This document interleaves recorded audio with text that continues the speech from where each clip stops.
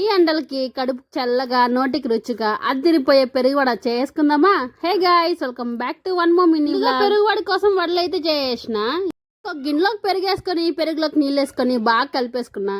పొయ్యి మీద బండలు పెట్టి అందులో 2 స్పూన్లు నూనె వేసి కాస్త ఆవాలు కరివేపాకు పచ్చిమిర్చి వేసుకొని ప్రిపేర్ చేసుకున్న వడలన్నీ పెరుగులోకి వేసి దాని మీద మూత పెట్టి ఫ్రిడ్జ్ లో పెట్టేసిన.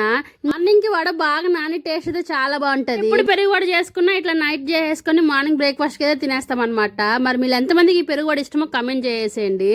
మా ఇంట్లో మాత్రం మా నాన్నకి చాలా ఫేవరెట్ అనమాట ఇదైతే. చిన్నప్పుడు ఎప్పుడు వడలు చేసినా అమ్మ కొన్ని వడలు పక్కన తీసి పెట్టి మరి ఇట్లా పెరుగు వడ చేసి పెట్టేది.